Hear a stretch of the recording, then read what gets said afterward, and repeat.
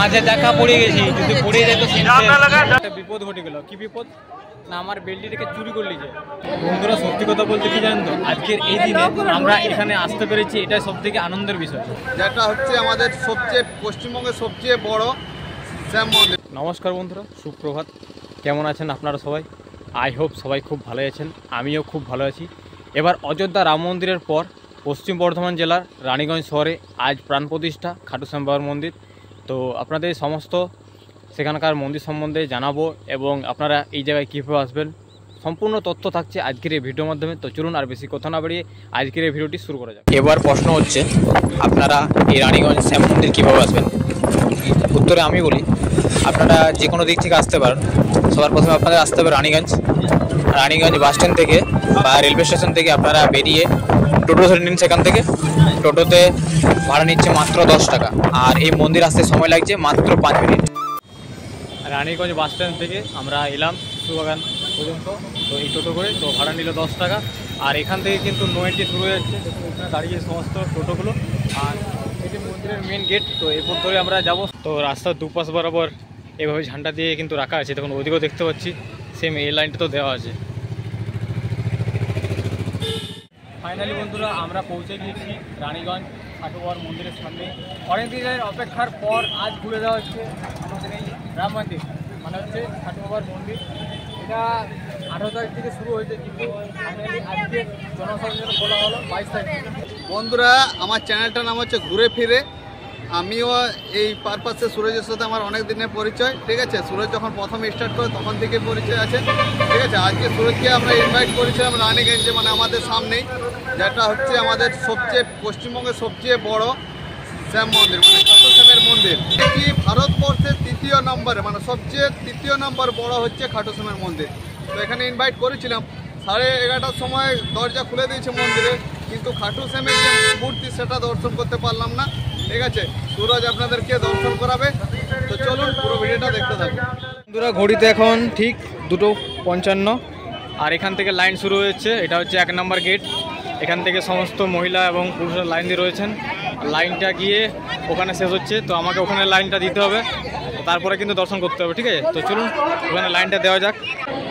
বন্ধুরা সত্যি কথা বলতে কি জানেন তো, আজকের এই দিনে আমরা এখানে আসতে পেরেছি, এটাই সব থেকে আনন্দের বিষয়, আর কিছু নয়, ঠিক আছে। সবাই মিলে সামিল হতে পেরেছি।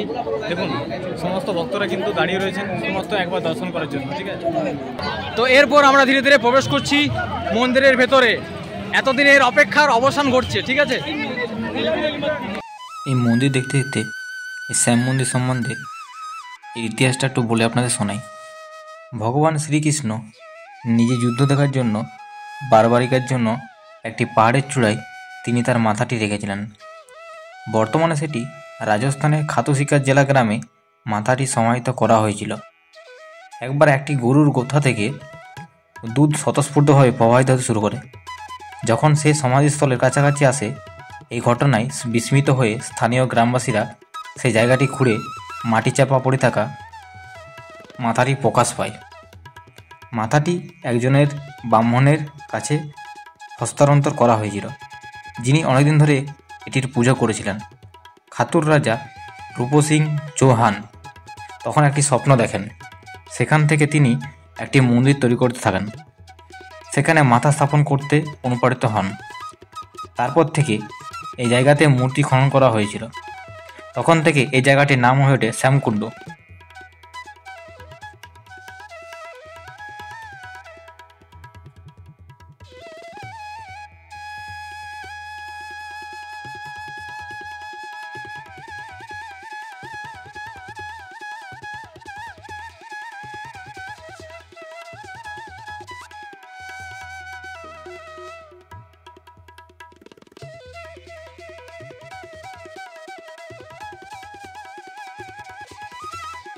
খাটু শ্যামকে কলিযুগে সবচেয়ে বিখ্যাত ঈশ্বর বলে বিশ্বাস করেন অনেকে। ভক্তরা এখানে ভগবানের দর্শন করতে আসেন এবং ভক্তি ভরে মনে মনে যা প্রার্থনা করেন তাদের সমস্ত মনোবাঞ্ছনা পূর্ণ করেন খাটু শ্যাম বাবা।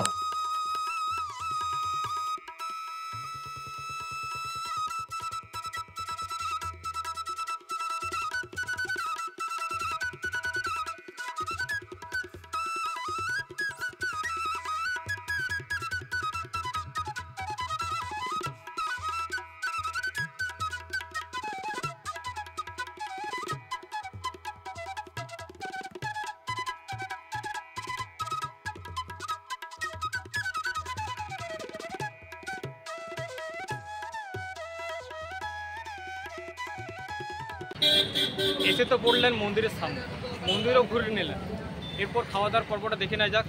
এই রাস্তাটা দেখতে পাচ্ছেন, এটা সবাই চলে গেলে আপনার মন্দির, ঠিক আছে। এইটা দেখেন, ক্যামেরাটা ঘুরে দিই। আর এইদিকে রাস্তাটা চলে এসেছে আপনার শিশু উদ্যান থেকে, ঠিক সাইডে এখানে রাখুন, সাইডে কিন্তু সমস্ত হোটেলগুলো রয়েছে। তো আমি দিদির কাছ থেকে খাবারটা খেয়ে নেবো, তো খেয়ে পরে জানাচ্ছি কেমন টেস্ট এবং এখানে মানে প্রাইসগুলো কত রয়েছে। চলুন। এই হচ্ছে থালি, একটা সবজি দিয়েছে, চাটনি, এগুলো ভাজি, আর হচ্ছে আলু সেদ্ধ, ডাল ভাত। এটা 25 টাকা। এর সাথে আমি বললাম দাদাকে যে একটা ডিমের মামলেট দিতে, তো টোটালটা 35 টাকা নিচ্ছে এখান থেকে। তো বন্ধুরা, মন্দিরের পাশ দিয়ে আমরা চলে এলাম এখন রন্ধনশালায়। এখানে রান্না করা হচ্ছে, আর এখানে ব্যাপারটা যেটা বুঝলাম এসে পরে, এখানে শুধুমাত্র রাত্রে 7টার সময় একবার খাওয়া দেয়, শুধুমাত্র বিনামূল্যে। আর এই হচ্ছে এখানকার বসে খাওয়ার জায়গা, পুরো ডেকোরেশন দেখুন, জাস্ট ওয়াও।